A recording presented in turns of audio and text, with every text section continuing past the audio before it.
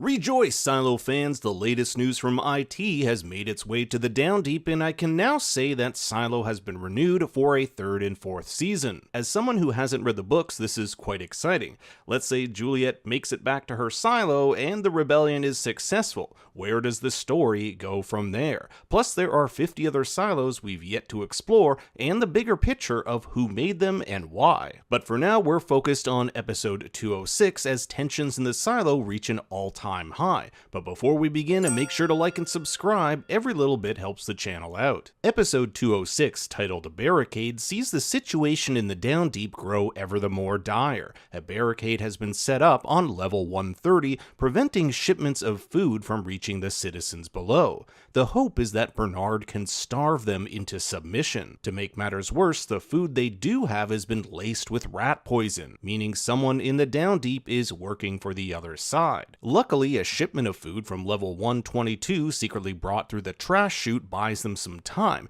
and you can see just how fragile this rebellion is as the people in the Down Deep face the reality of starvation. If this rebellion is going to work, they'll need to find a way to solve this food problem, and leave it to a bunch of engineers to devise an audacious yet effective plan. Two teams form a pincer attack on the barricade. While one team breaks it down using the hydraulic cable Knox and Shirley stole last episode, another saws through the floor of level 129, allowing them to flank the raiders. And even though the raiders are armed, they are outnumbered. Thus, Amundsen has to concede to their demands. The Down Deep wants to establish a new boundary on floor 120, which would give them access to the farms on 122 and solve their food shortage. Meanwhile, Paul Billings continues his investigation into Patrick Kennedy, specifically what he knows about Juliet Nichols. But Patrick won't say shit until he's seen by a doctor. He was shot shortly after setting fire to a raider post a few episodes ago.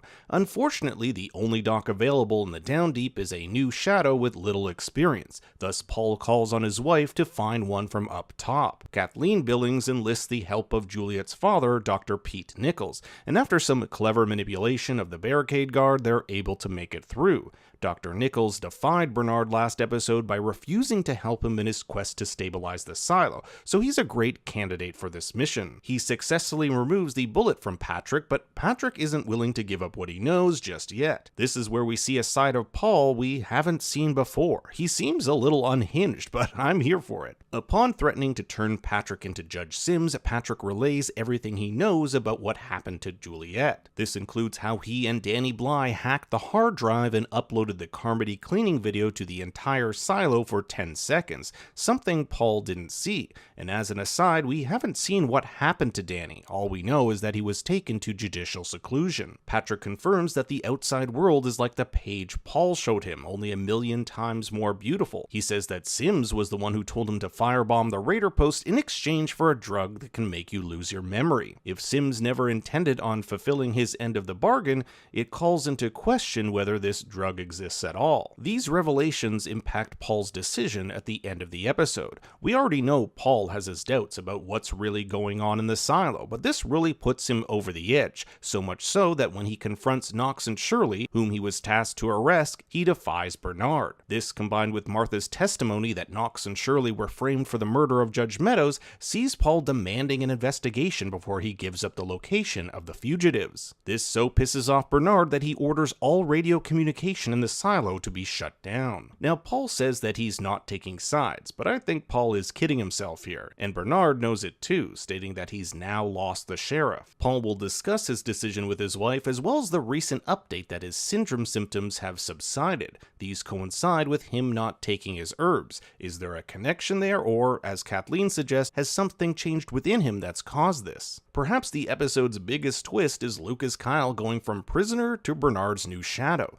Lucas has made progress in deciphering Salvador Quinn's code found on the hard drive. Salvador Quinn was the head of IT over 140 years ago during the last rebellion. By trying all sorts of combinations of shifting letters around, Lucas has been able to uncover 2 words of note. Silo, which he thinks is silo misspelled, although Bernard dismisses this, and Allie, which happens to be the name of Salvador's daughter. Bernard believes this word to be a code within a code, but to decipher it they would have to see the legacy. The legacy was first referenced in episode 204 when Bernard asked Meadows if she ever used one of these VR headsets when she sat with the legacy. It's heavily implied that the legacy is some sort of advanced computer, like the one found in the server room. If you stick around to my trailer sleuthing section, I believe we can catch a glimpse of where the legacy is stored. To gain access to the legacy, however, it appears you have to be either an IT or its shadow, which would explain why Meadows knew of it since she was once Bernard's shadow. This is a no-brainer for Lucas, who just a few days ago thought he'd be spending the next 10 years in the mines. There is a Reddit post claiming to have solved this code, but I can't verify if this is real or not. I'll leave a link to the post below, but in it states, "The pact is rigged. To those felt the chosen ones, the founders didn't build a single silo, they built 50,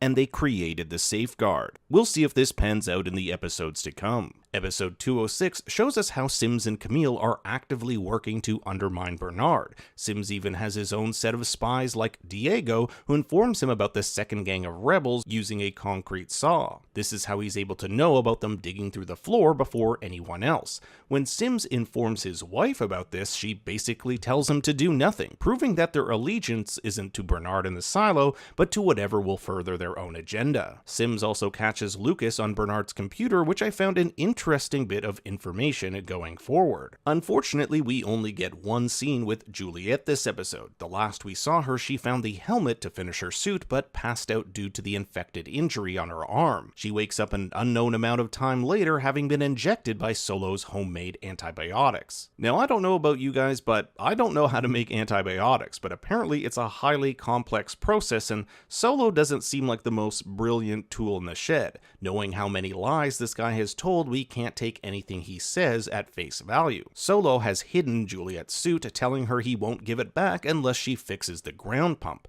Last episode, we learned Solo has about 10 months before the water fills up, and he needs Juliet and her expertise to fix the pump so the water goes back down. But Juliet doesn't have time for that. Any day now, the dwellers of Silo 18 could rebel and head outside, meeting the same fate as those in Silo 17. However, I don't think Solo's going to let her do that as we head into our trailer sleuthing section. Keep in mind I won't be going over every clip from the trailers, just the ones I think are relevant for the episodes to come. Speaking of Juliet, we know that she stays in Silo 17 to get that pump working again. Here we see her with a new underwater breathing device. Nox here at the bottom of the silo with this new contraption used to spread Juliet Lives flyers amongst all the members of the silo. We don't know if members of the Down Deep actually know if she's still alive, or if this is simply a rallying call to get everyone on their side. This appears to be Lucas at the bottom of the silo. The only reason I'd suspect he'd be down here is to investigate the tunnel he showed Bernard on the hard drive. Juliet here in front of someone who doesn't look like Solo. The background on the left here looks a lot like that found in this image here,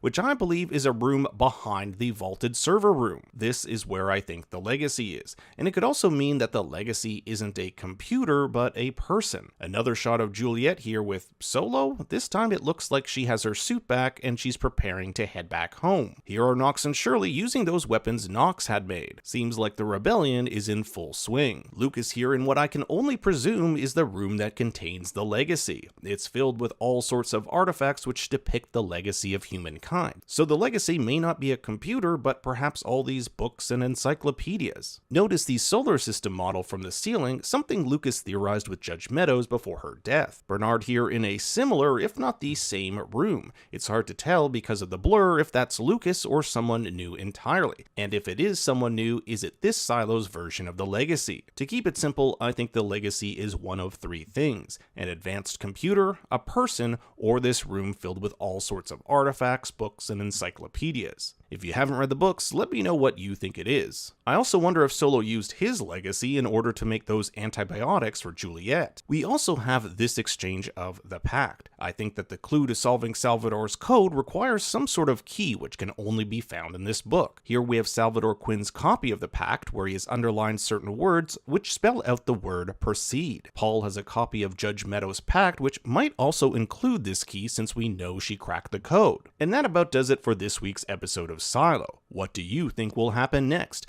I want to hear your thoughts and theories in the comments below. Thanks for watching, be sure to like and subscribe, and for more bad takes, you can follow me on Twitter and Instagram at ThinkStoryYT. Until next time, remember, Daddy loves you very much.